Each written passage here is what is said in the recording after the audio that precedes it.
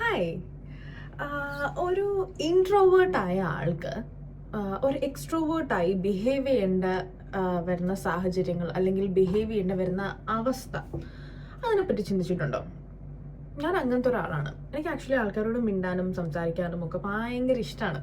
പക്ഷെ എനിക്ക് എവിടേക്കോ അതിനുള്ള ഒരു കോൺഫിഡൻസ് ഇല്ല. Like I feel like I'm not ജഡ്ജ്മെന്റ്സിനെ ഭയങ്കര പേടിയാണ്. പണ്ട് ഞാൻ ഒരുപാട് സംസാരിക്കുന്ന ആളായിരുന്നേ. ഞാൻ എല്ലാവരോടും സംസാരിക്കുമായിരുന്നു. ഞാൻ ലൈക്ക് എവിടെ ആൾക്കാർ എങ്ങനെ ഒരു മ്യൂച്വൽ ഫ്രണ്ട് ആയാലും അങ്ങനെ എല്ലാവരോടും സംസാരിക്കുന്ന ഒരാളായിരുന്നു. ബട്ട് സംഹൗ നമ്മുടെ ആറ്റിറ്റ്യൂഡിന് അത് ബാധിച്ചു തുടങ്ങി. പിന്നെ ആൾക്കാർ പല കമന്റ്സും പറയാൻ തുടങ്ങി, പലതും പറയാൻ തുടങ്ങി. ഭയങ്കര അഹങ്കാരം, ചിലർക്ക് നമ്മുടെ സ്വഭാവം ഇഷ്ടപ്പെട്ടില്ല. ഭയങ്കര കോമൺ ആയിട്ട് നമ്മൾ ജഡ്ജ്മെന്റ്സ് അതിന്റെ പേരിൽ നമ്മൾ കേൾക്കാനായിട്ട് തുടങ്ങി. ലൈക്ക് കാരണം നമ്മൾ ആൾക്കാരോട് സംസാരിക്കുമ്പോഴത്തേനും അവര് കൂടുതൽ ആൾക്കാർക്ക് നമ്മളെ അറിയാം. അപ്പൊ കൂടുതൽ ആൾക്കാർ നമ്മളെ ജഡ്ജ് ചെയ്യും. അങ്ങനത്തെ ഒരു സിറ്റുവേഷൻ എത്തി. ഇപ്പൊ ഞാൻ ഈ ആൾക്കാരുമായിട്ട് മിണ്ടുന്ന പരിപാടികളൊക്കെ അങ്ങോട്ട് കംപ്ലീറ്റ് ആയിട്ട് നിർത്തി. അതുവരെ ഞാൻ ഭയങ്കരമായിട്ട് മിണ്ടുന്ന ആളായിരുന്നു. അങ്ങനെ ഒരു സ്റ്റേജ് എത്തിയപ്പോൾ എനിക്ക് ആൾക്കാരോട് കോളേജിലൊക്കെ കയറിയിട്ട് എനിക്ക് ആൾക്കാരോട് മിണ്ടാനേ പറ്റാത്ത ഒരു അവസ്ഥയിലോട്ട് ഞാൻ എത്തി. അങ്ങനെ ഞാൻ ഇപ്പം കോളേജൊക്കെ കഴിഞ്ഞ് എനിക്കിപ്പോൾ ഓൾമോസ്റ്റ് 28 years ആവാനായി. I'm almost 28 years old. അപ്പോൾ എനിക്കിപ്പോൾ ചിന്തിക്കുമ്പോഴത്തേനും ഞാൻ എന്തിനാണ് അന്ന് എൻ്റെ ക്യാരക്ടർ മാറ്റിയത്, അല്ലെങ്കിൽ എന്തിനാണ് ഞാൻ ഈ ആൾക്കാരുടെ ജഡ്ജ്മെന്റ്സിനെ പേടിച്ചിരുന്നത്? അവരെന്ത് വേണമെങ്കിലും പറഞ്ഞിട്ട് പോട്ടെ, എന്തിനാണ് ഞാനത് എൻ്റെ തലയിൽ? ഞാനൊരു ഓവർ തിങ്കറാണ്. പിന്നെ ഭയങ്കര ആങ്സൈറ്റി ഇഷ്യൂസ്, ഇങ്ങനത്തെ കുറേ പ്രശ്നങ്ങൾ എനിക്കുണ്ട്. പക്ഷെ എന്നെ കണ്ടാലോ അല്ലെങ്കിൽ നിങ്ങൾ എന്നോട് മിണ്ടി കഴിഞ്ഞാലോ ഈ സംഭവങ്ങളൊന്നും നിങ്ങൾക്ക് മനസ്സിലാവില്ല കേട്ടോ. കാരണം ഞാൻ ഇതൊക്കെ തന്നെ ഇരിക്കുമ്പോഴത്തേനോ അല്ലെങ്കിൽ രാത്രി ഇരിക്കുമ്പോഴത്തേനോ ഒക്കെ ആലോചിച്ച് കൂട്ടുന്ന കാര്യങ്ങളാണ്. അപ്പം നിങ്ങൾക്ക് ഒന്നും എന്നെ ഇപ്പം നിങ്ങൾ നേരിട്ടൊന്നും എൻ്റെ അടുത്ത് മിണ്ടി കഴിഞ്ഞാലോ അല്ലെങ്കിൽ നിങ്ങൾ സംസാരിച്ചു കഴിഞ്ഞാലോ നിങ്ങൾക്ക് ഇത് ഒരിക്കലും നിങ്ങൾക്ക് മനസ്സിലാവില്ല. അങ്ങനത്തെ ഒരാളാണ്. പക്ഷെ എനിക്ക് എന്നും എൻ്റെ ഉള്ളിൽ like I like to communicate with people, അങ്ങനത്തെ ഒരു കൈൻഡ് ഓഫ് ആളാണ് ഞാൻ. അങ്ങനെ ഇരുന്നപ്പോഴാണ് ഈ റിയലൈസേഷൻ. 30 വയസ്സാവാനായി, ലൈഫ് ഇത്രയുമായി, ലൈഫ് മുന്നോട്ട് പോയി. പക്ഷെ എവിടേക്കോ നമ്മളെ മറന്നുപോയി, നമ്മളല്ലാണ്ടായി, എന്താ പറയുന്നത്, ലോസ്റ്റ് ആയിപ്പോയി ലൈഫ്. അങ്ങനെ വേണം കുറച്ചും കൂടെ ഈസി ആയിട്ട് പറയാനായിട്ട്. അപ്പം ഞാനിപ്പോൾ വീണ്ടും എൻ്റെ ലൈഫ് പിക്കപ്പ് ചെയ്തുകൊണ്ടിരിക്കുകയാണ്. നമ്മുടെ എപ്പോഴും പറയും, നമ്മൾ ആ ഇന്നർ ചൈൽഡിനെ ഹാപ്പി ആക്കി വെക്കുക എന്നുള്ളതാണ് എന്നും നമ്മുടെയൊക്കെ ഒരു മോട്ടീവ് എന്ന് ഞാൻ വിചാരിക്കുന്ന ഒരാളാണ് ഞാൻ. അതാണ് അൾട്ടിമേറ്റ് മോട്ടീവ് എന്നല്ല, but our inner child should always be happy. എൻ്റെ ഗ്രാൻഡ് മദർ ഉണ്ടല്ലോ, ഞാൻ കഴിഞ്ഞ ദിവസം എൻ്റെ ഉമ്മാൻ്റെ അടുത്ത് വർത്താനം പറഞ്ഞുകൊണ്ടിരുന്നപ്പോഴത്തേനും I was telling to her, അതായത് ലൈഫിൻ്റെ റിഗ്രറ്റ്സിനെ പറ്റിയിട്ട്. ആൾക്ക് അൽസിമേഴ്സ് ആയിരുന്നു. അപ്പോൾ ഒരു 70 years ഒക്കെ ആയ സമയത്ത് ആള് ലൈക്ക് അൽസിമേഴ്സ് ഉണ്ട് ആൾക്ക്. അന്നേരം എന്നോട് ഈ കാര്യം പറയുമ്പോഴും ഷീ വാസ് ഹാവിങ് റിഗ്രറ്റ്സ്. ആളുടെ ഒരു 70s ആൾക്ക് റിഗ്രറ്റ്സ് ഉണ്ടായത് എന്തിനാണെന്ന് പറഞ്ഞാൽ, ആൾക്ക് ചെറുപ്പത്തിലെ പഠിക്കാൻ പറ്റിയില്ല. ആൾക്ക് പഠിക്കണം എന്ന് ഭയങ്കര ആഗ്രഹമായിരുന്നു, പക്ഷെ ആൾക്ക് പഠിക്കാൻ പറ്റിയില്ല. അപ്പൊ ഈ ഓർമ്മക്കുറവുള്ളത് കൊണ്ടിട്ട് തന്നെ ഷീ ഡസൻ നോ ലൈക്ക് എന്താണ് പറയുന്നതെന്നോ, അല്ലെങ്കിൽ പുള്ളിക്കാരിക്ക് പഴയ കാലഘട്ടമാണ് ഓർമ്മയുള്ളത്. എല്ലാ കാര്യങ്ങളും പറയുമ്പം പഴയ കാലഘട്ടത്തിൽ നിന്നിട്ടാണ് ആൾ പറയുന്നത്. അപ്പൊ ആൾക്ക് ഈ പഠിക്കാൻ പറ്റാഞ്ഞത് അന്നൊരു വിഷമമുള്ള കാര്യമായിരുന്നു.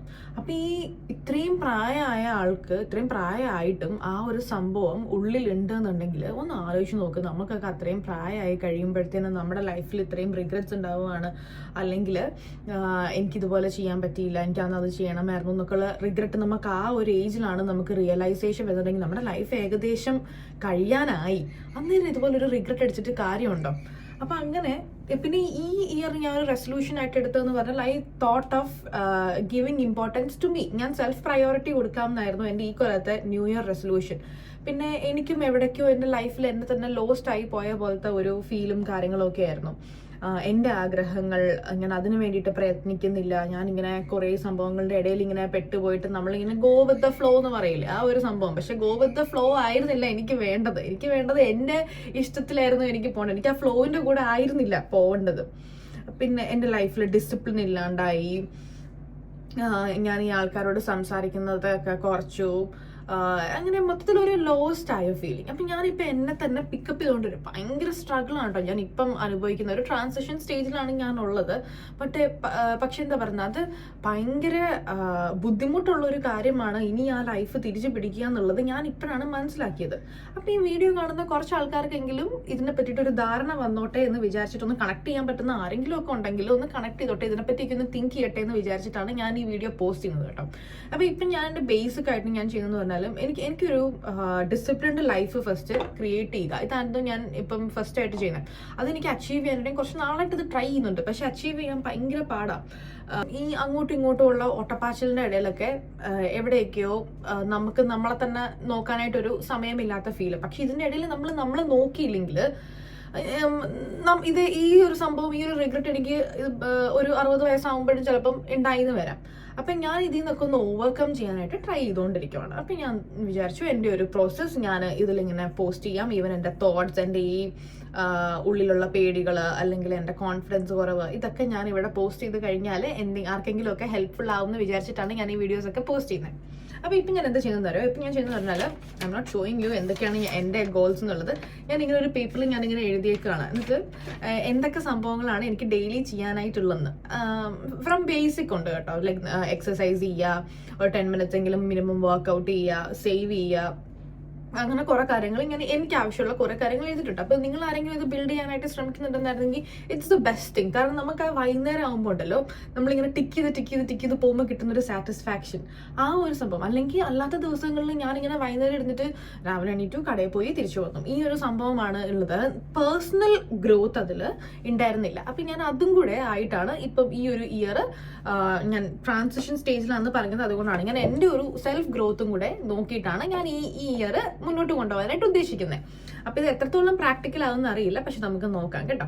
അപ്പോൾ നിങ്ങൾക്കും ഇതുപോലെ പ്രശ്നം ഉണ്ട്, ഇതിൽ നിന്നൊക്കെ ഒന്ന് ഓവർകം ചെയ്യണം, നമ്മുടെ ഇൻസെക്യൂരിറ്റീസ് ഒക്കെ ഒന്ന് മാറ്റി കുറച്ചും കൂടെ കോൺഫിഡൻ്റ് ആവണം, കുറച്ചും കൂടെ ആൾക്കാരെ ഫേസ് ചെയ്യാനായിട്ടുള്ള ധൈര്യം വേണം, കാര്യങ്ങൾ കുറച്ചും കൂടെ നേരിടാനായിട്ടുള്ള ധൈര്യം വേണം എന്നൊക്കെ ഉണ്ടെങ്കിൽ you can pickup your own വേ. ചിലപ്പം എൻ്റെ ഈ സംഭവം നിങ്ങൾക്ക് പ്രാക്ടിക്കൽ ആയി എന്ന് വരില്ല, നിങ്ങൾക്ക് വേറെ എന്തെങ്കിലും ആയിരിക്കും. പക്ഷെ ആ സംഭവം കണ്ടുപിടിക്കുക എന്നുള്ളതാണ് ഒരു ഫസ്റ്റ് സ്റ്റെപ്പായിട്ട് നിങ്ങൾ വെക്കേണ്ടത്. ഇപ്പം എനിക്കിത് കുറച്ച് വർക്കൗട്ട് ആവുന്നുണ്ട്. അതായത് എനിക്ക് ചെയ്യേണ്ട കാര്യങ്ങളെല്ലാം ഞാൻ ഓൾറെഡി എഴുതിയിട്ട് ഓരോ ദിവസവും ഞാൻ അച്ചീവ് ചെയ്യുന്ന സംഭവങ്ങൾ ഞാൻ ടിക്ക് ചെയ്ത് പോകുമ്പോൾ വൈകുന്നേരം ആകുമ്പോൾ ഒരു സന്തോഷം. അത് നമുക്ക് നെക്സ്റ്റ് ഡേയിലേക്കുള്ള ഒരു മോട്ടിവേഷൻ കൂടെയാണ്. എല്ലാ ദിവസവും ഇതെല്ലാം ടിക്ക് ചെയ്ത് പോവുക എന്നുള്ള ഒരു ഇത്. ഇപ്പം ഇതെന്റെ 5th ഡേ ആണ്. ഇപ്പോഴും ഞാൻ എല്ലാം ടിക്ക് ചെയ്തിട്ടില്ല. എല്ലാ ദിവസവും എല്ലാം ഞാൻ ടിക്ക് ചെയ്തിട്ടില്ല, എന്തെങ്കിലുമൊക്കെ ഞാൻ മിസ് ഔട്ട് ആവുന്നുണ്ട്. ബട്ട് ഇറ്റ്സ് ഓക്കെ, അത് ശരിയായി വരും. നമ്മൾ ആ ആദ്യ ദിവസം തന്നെ ആ ടിക്ക് ചെയ്യാത്തപ്പോഴത്തേനും എപ്പോഴും ഞാൻ ബാക്ക് ഔട്ട് ചെയ്യുമായിരുന്നു. പക്ഷെ അങ്ങനെയല്ല, കൺസിസ്റ്റന്റ് ആയിട്ട് നമ്മൾ അതിന് വേണ്ടിയിട്ട് പ്രയത്നിക്കുക. അപ്പോൾ ഒരു ദിവസം നമുക്കിതെല്ലാം ടിക്ക് ചെയ്യാൻ പറ്റും. പിന്നെ അത് നമ്മളത് കണ്ടിന്യൂ ചെയ്ത് പോകും. പിന്നെ ചില ദിവസങ്ങളിൽ നമുക്കത് പറ്റിയെന്ന് വരില്ല, എന്തെങ്കിലും 1-2 കാര്യങ്ങൾ നമുക്ക് വേറെ കാര്യങ്ങൾ കൊണ്ടിട്ട് പറ്റിയെന്ന് വരില്ല. അതും ഇറ്റ്സ് ഫൈൻ.